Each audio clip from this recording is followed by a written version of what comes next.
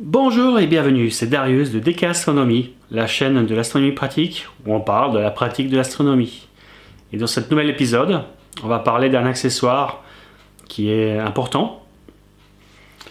C'est la lentille Barlow qui permet d'augmenter la focale de l'instrument. Mais bien sûr, on ne peut pas parler des Barlow sans évoquer un autre accessoire beaucoup moins connu et pourtant à mon goût beaucoup plus utile, à savoir le réducteur de focale qui lui, contrairement à la Barlow, va diminuer notre focale. Donc on verra à quoi ça sert. Et sans plus tarder, générique.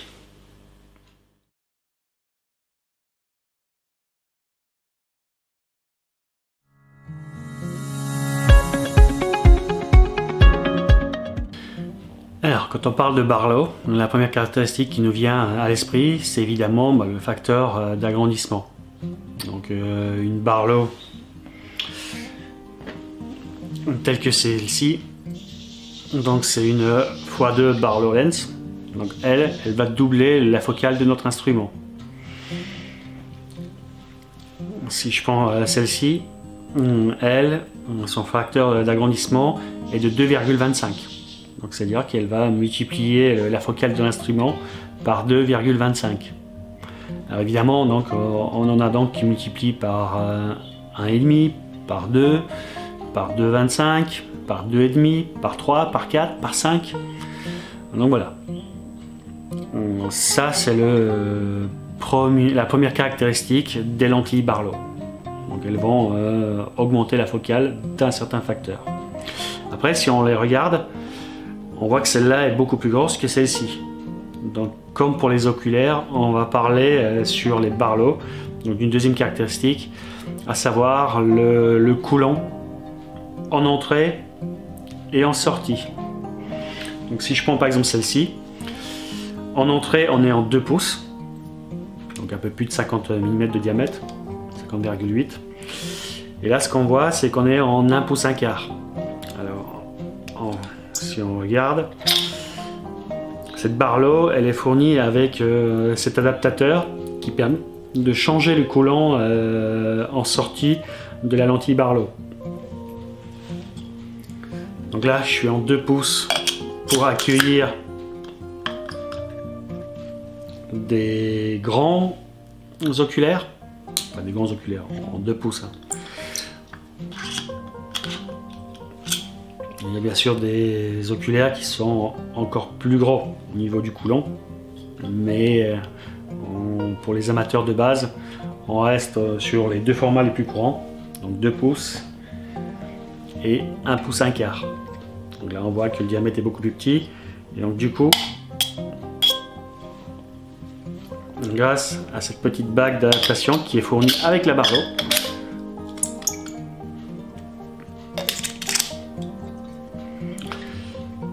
on va pouvoir mettre nos oculaires en 1 pouce 1 quart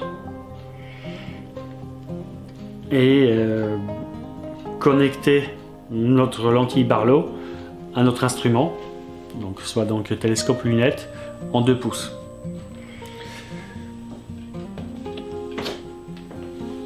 Donc par exemple ici j'ai ma lunette Orion 80 ED. Donc elle, la connexion de base, c'est en 2 pouces.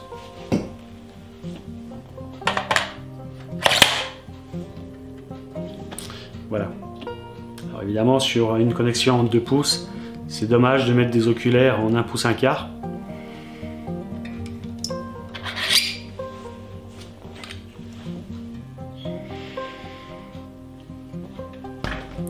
Donc on va favoriser nos oculaires en 2 pouces. Alors là, je vais pas pouvoir faire la mise au point puisque donc elle a 600 mm de focale, et donc entre la Barlow et la lunette, il manque un accessoire. On va en parler la semaine prochaine dans le prochain épisode sur les renvois coudés. C'est pas l'objet de cet épisode. Quoi qu'il en soit, Donc on a vu que les Barlow peuvent avoir différents coulants en entrée et en sortie.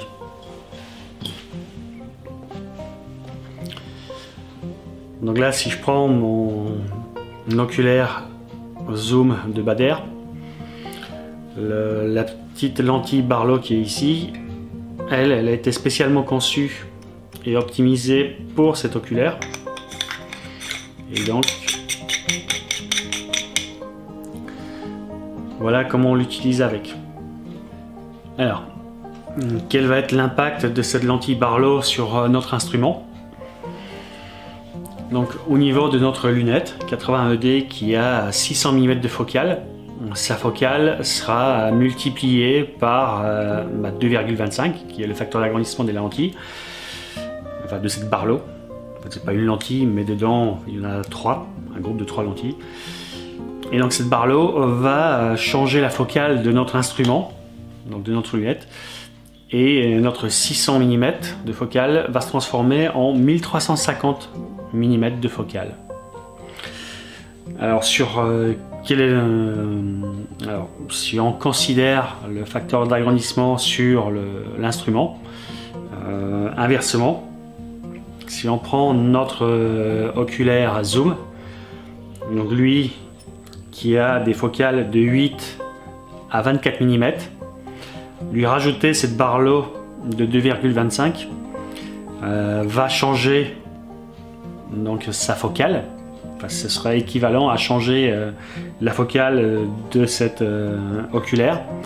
Et donc notre 8 mm deviendra un 3 mm et demi.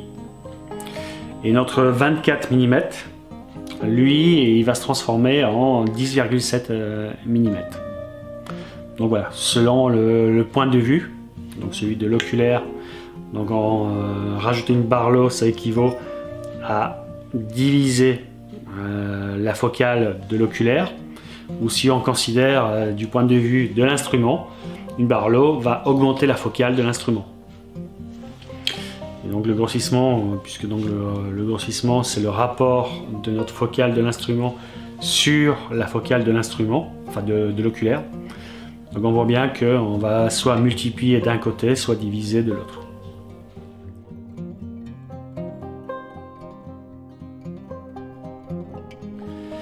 Alors, tout comme les oculaires, les Barlow ont deux autres caractéristiques. Donc, la première d'entre elles, c'est le traitement en surface, enfin, le traitement anti-reflet au niveau de la Barlow. Donc, par exemple, sur celle-ci, on voit Fully Multi-Coated, et sur celle-là, on voit Phantom Group Coated. Donc ça parle des différents traitements pour limiter les reflets à l'intérieur des Barlow. Et ensuite, certaines Barlow sont soit chromatiques, soit apochromatiques. Et donc à l'intérieur, on peut trouver donc 1, 2, 3, voire 4 lentilles. Et donc le nombre de ces lentilles vont avoir un impact sur le chromatisme généré par la lentille Barlow. Donc évidemment, plus il y a de lentilles, on ne rajoute pas pour se faire plaisir, mais justement pour compenser au mieux les défauts de chromatisme, pour être achromatique, enfin apochromatique. Et c'est pour ça que voilà, le nombre de lentilles à l'intérieur varie pour compenser ces défauts de chromatisme.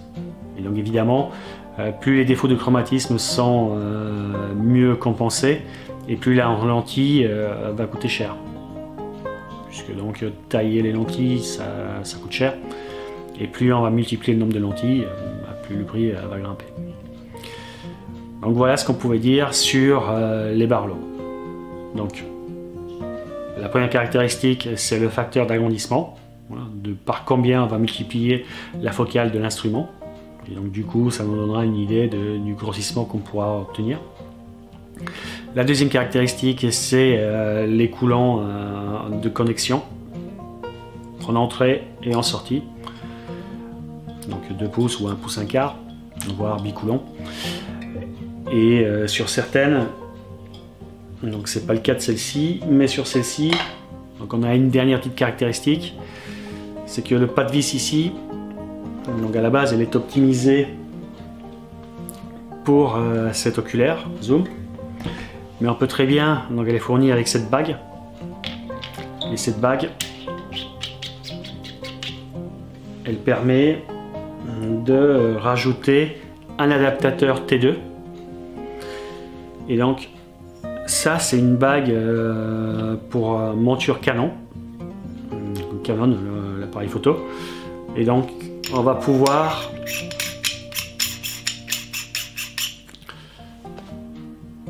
quand on fait de l'astrophoto ou réflexe, on va pouvoir mettre cette lentille Barlow sur notre réflexe et donc connecter ça à l'instrument, et du coup on va pouvoir faire de l'astrophoto en augmentant la focale de notre instrument.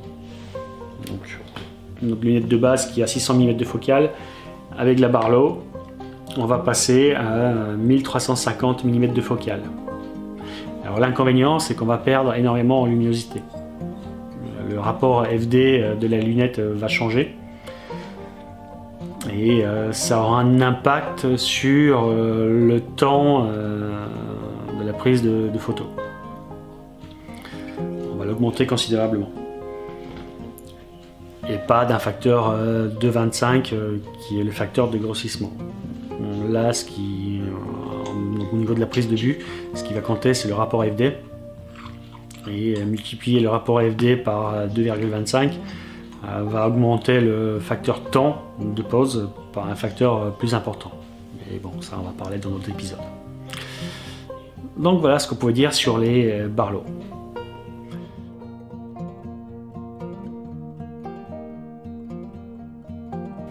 Bon, alors jusqu'à présent on a parlé des Barlow qui permettent de grossir plus pour voir des objets minuscules, comme par exemple les planètes ou les amas globulaires. Donc en fait tous les objets qui sont tout petits, ou les nébuleuses planétaires qui elles aussi sont assez petites. Mais parfois dans le ciel il y a des objets qui sont très grands, et pour que ça entre dans le champ de vision de l'oculaire ou dans le champ apparent de l'appareil photo ou de la caméra, on a besoin de réduire la focale. Et donc pour ça on va utiliser des réducteurs de focale. Alors, ça c'est un réducteur donc de 0,8 focal réduceur for ED Apo.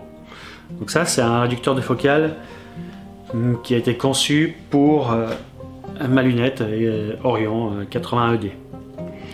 Et donc grâce à cet accessoire, donc on voit qu'en entrée on est en 2 pouces, en sortie on a donc un pas de filetage qui permet de mettre un adaptateur pour appareil photo.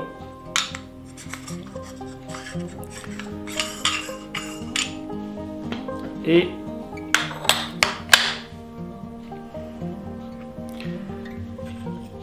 là du coup notre lunette elle est prête à accueillir ici l'appareil photo et de faire de la photo au grand champ. Donc le fait de mettre ce réducteur, ça permet de réduire la focale, et donc on passe d'un instrument qui a 600 mm de focale à un instrument qui aura une focale de 480 mm.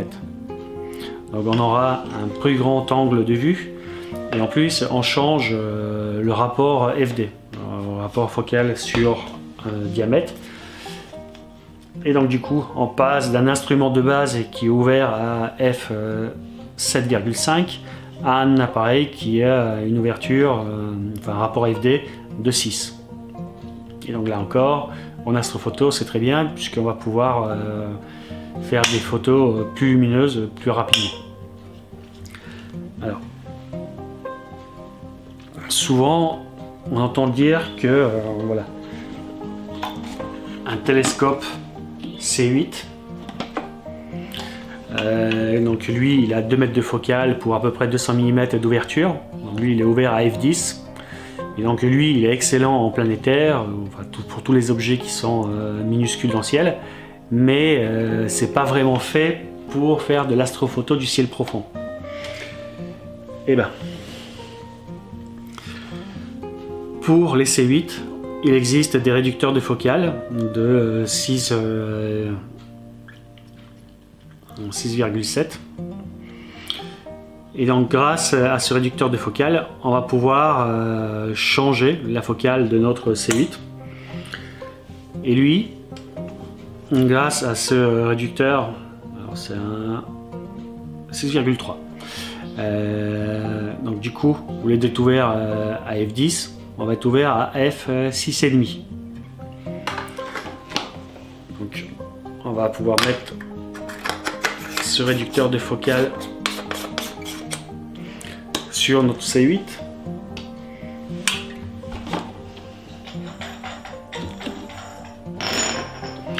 Et pareil, comme sur l'autre lunette, 81D, on va pouvoir visser cet adaptateur sur notre adaptateur T2.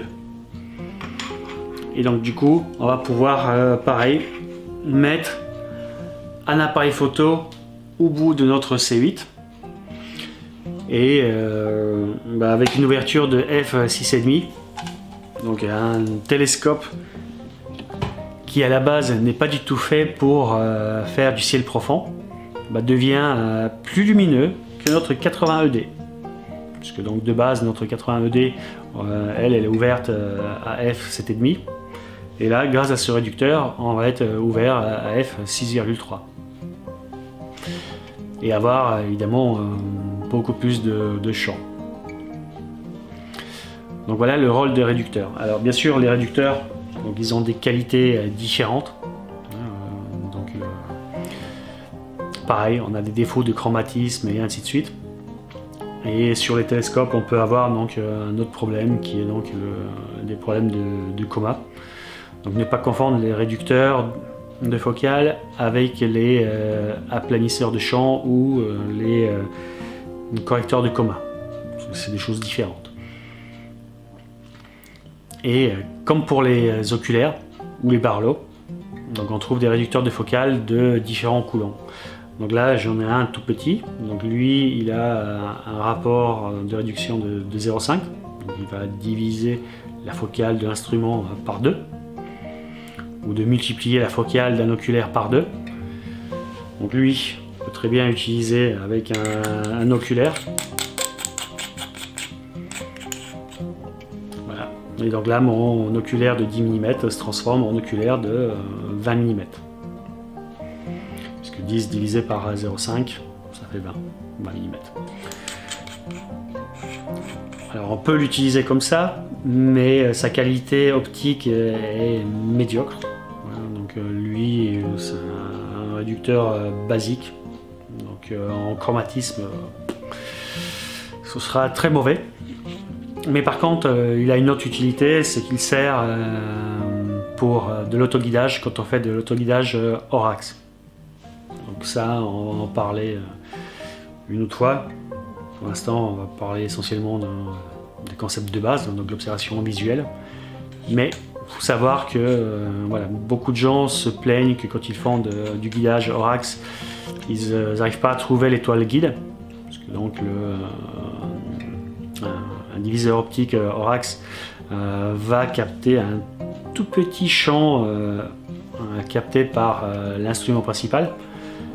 Et donc dans ce petit bout de champ, on peut ne pas avoir d'étoiles suffisamment lumineuses pour être détecté par la caméra d'autoguidage. Et donc le fait de rajouter cette lentille avec un réducteur de focale, forcément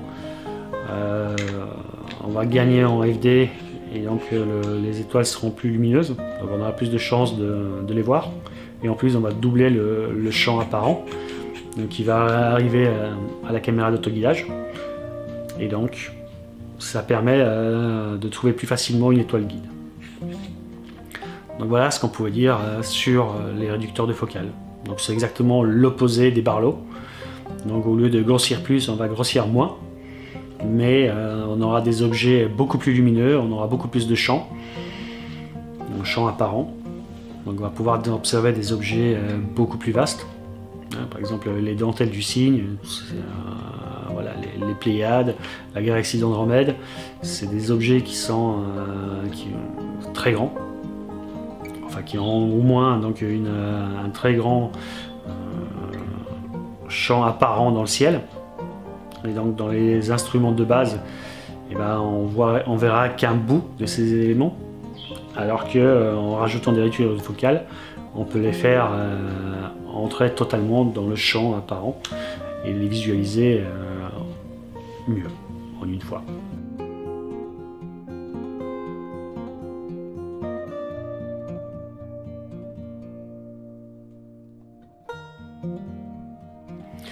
Voilà, j'espère que cet épisode vous a plu. Donc comme d'habitude, un petit pouce bleu vers le haut, un petit commentaire gentil, ou si vous avez des critiques, n'hésitez pas à me les dire. Comme ça me permettra de m'améliorer pour les prochaines vidéos. Et quoi qu'il en soit, donc activez la petite cloche pour ne pas rater les prochains épisodes, tels que celui de la semaine prochaine qui sera sur les renvois coudés et les redresseurs terrestres. Tant qu'à faire. Et voilà. À bientôt.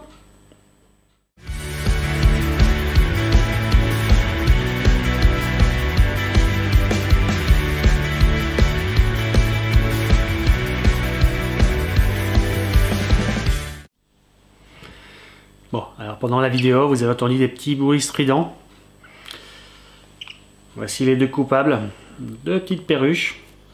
Forcément, pas envie de se montrer. Donc voilà, désolé pour le petit bruit, mais elles n'ont pas été sages aujourd'hui. Hein?